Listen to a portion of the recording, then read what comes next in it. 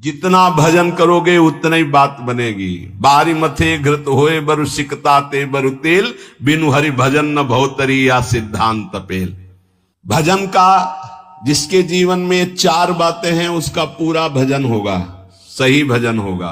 पहला, भगवान के नाम का निरंतर जप करने का अभ्यास। दूसरा, भगवान के प्रेमी जनों के चरित्रों का चिंतन करना। बहुत जल्दी भक्ति पुष्ट होती है भक्तों से। हरि को निज यश ते अधिक भक्तन यश पर प्यार। अगर रोज भक्त नामावली का आप पाठ करेंगे तो आपकी भक्ति बहुत पुष्ट हो जाएगी। भक्तन की नामावली जो करी है चित लाए, ताकि भक्ति बढ़े घनी और हरि होए सहाय। और सबसे बड़े विघ्न विनाशक भक्तों के नाम कीर्तन है। कई बार कहा है यदि आप अपने घर से कहीं यात्रा करें तो पहले 5 भक्तों का तो स्मरण कर ही लें, कभी विघ्न नहीं पड़ेगा। लिख लो कागज में, कभी विघ्न नहीं पड़ेगा। भक्ति भक्त भगवंत गुरु चतुर नाम बपु एक, इनके पद बंधन के नासत विघ्न अनेक। पहले धैर्य रखो। जब आप वाहन पे बैठने जा रहे हो घर से बाहर तो पहले 5 भक्तों, किसी 5 भक्त का स्मरण कर लो, कुछ याद कर लो भक्तों के नाम। ये जीवन की बहुत अमूल्य धन है। 5 भक्त, प्रहलाद नारद पराशर पुंडरीक व्यास अम्बरीश सुख सौनक भीष्म दाल ध्यान रुक्मांगद अर्जुन वशिष्ठ विभीषण आदि। ऐसे तुम्हें याद नहीं है तो ऐसे नागरी दास जी की जय, हरिवंश महाप्रभु की जय, स्वामी हरिदास जी की जय, बिहारी देव जी की जय, सेवक जी महाराज की जय, ध्रुवदास जी की जय, वृंदावन दास जी की। जो भक्त याद आवे 5 भक्तों का याद। भक्त नामावली जो रोज पाठ करता है उसके हृदय में घनीभूत भक्ति, ठोस भक्ति, जिसमें कोई विकार ना प्रवेश कर पावे, क्या जाता है। हमें लगता है अगर ध्रुवदास जी कृत 42 लीला में जो भक्त नामावली सब महान भक्तों के नाम है 30 मिनट में हो जाएगी, जल्दी से करोगे तो 7-8 मिनट में श्री भगवत रसिक जी द्वारा की हुई भक्त नामावली हो जाती है अगर रफ्तार से करो। हम सो इन साधुन सो। तो हमें जीवन जब भक्ति में बनाना है तो पहला नाम जब प्रभु का, दूसरा भक्तों के चरित्र, भक्तों के नाम। हरि को निज यस्ते अधिक भक्तन यश पर प्यार, ये बात समझ लीजिए। कुछ भक्तों की नामावली सबको रोज करनी चाहिए। अपने यहां भगवत कृपा से श्रृंगार के बाद रोज होती भक्त नामावली, सबको करना चाहिए। अगर बड़ी नामावली करनी हो तो ध्रुवदास जी का, छोटी नामावली तो भगवत रसिक जी ने 7-8 मिनट में हो जाती है। तीसरा,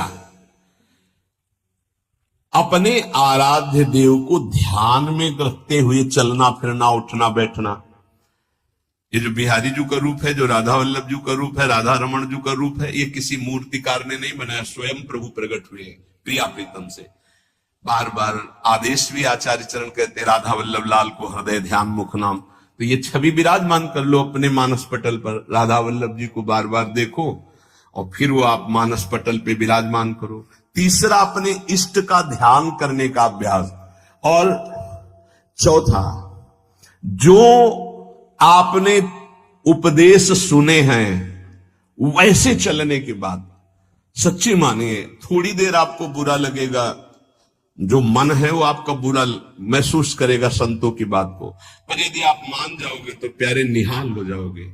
बिल्कुल आपके ही लिए केवल बात होती है, केवल आपके लिए होती है। उस समय आपको जरूरी लगता है कि हमारे मनोवृत्ति में बाधा क्यों पहुंचा रहे हैं। हम जैसा चाहें वैसा कर सकते, नहीं कर सकते। तुम जैसा चाहो वैसा कोई नहीं कर सकता, क्योंकि सब स्वतंत्र नहीं है, ईश्वर है, सबके ऊपर ईश्वर है। फिर आप तो गुरु को बिके हुए हो। अगर आप भगवत चरणारविंद के शरणागत तो आप बिके हुए हो, आपका अधिकार कहाँ है। आपको कहा जाए खड़े रहो, यही तो वही खड़े रहो, तब आपकी शोभा है। अरे क्यों खड़े रहे, अब चले गए, ये आपकी शोभा, ये समर्पण की शोभा नहीं। समर्पण की शोभा तो वही है कि जो आदेश किया जाए उससे। चौथी बात है, जो शास्त्र आज्ञा, गुरु आज्ञा, संत आज्ञा हुई उसके अनुसार जीवन चलावे। प्रभु से मन जोड़ना है और संसार शरीर से मन को हटाना है।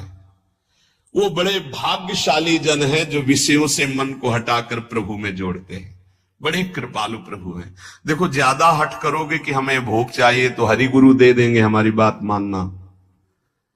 वो ये कहते जाएंगे कि जहर है इसे मत खाओ, पर ज्यादा आप कहोगे तो हरि प्रसाद कुछ दुर्लभ नहीं, वो इसलिए दे देंगे कि एक बार देखो तुम संसार के अभी थपेड़े खाओ, फिर तुम्हें पता चलेगा। जब तुम कहोगे नहीं चाहिए तो 1 सेकंड में ऊंचाई पर वो बैठाल देंगे।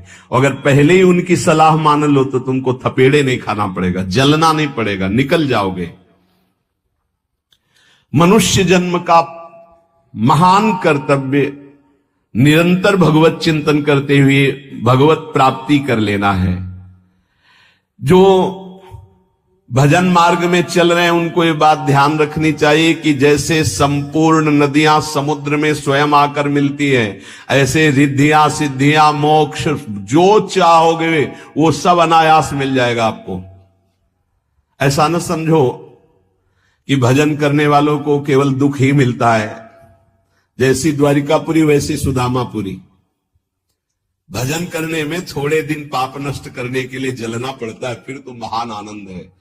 जैसे संपूर्ण नदियां बिना इच्छा के समुद्र के पास जा रहे हैं, ऐसे बिना इच्छा के संपूर्ण वैभव रिद्धियां सिद्धियां सब आ जाएंगी। आप भजन को न छोड़ें। जैसे गंगा जी में मिलकर के सब कुछ गंगाजल हो जाता है, ऐसे ही आपका सब कुछ मन बुद्धि देह चित्त सब भगवत स्वरूप हो जाएगा। जिस समय भगवत चिंतन करते करते तदाकार वृत्ति हुई, शरीर भी परिवर्तित हो जाता है।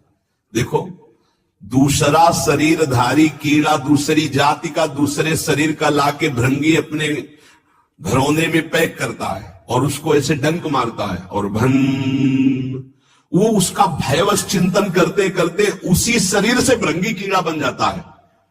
तो तुम प्रेम से चिंतन करते करते अगर भगवदाकार हो गए तो तुम्हारा देह भी ब्रह्म स्वरूप हो जाता है। जो भगवत प्रेमी महात्मा है उनका शरीर चिदानंद में होता है, 5 भौतिक भाव खत्म हो जाता है, उनका शरीर भी ब्रह्म स्वरूप हो जाता है।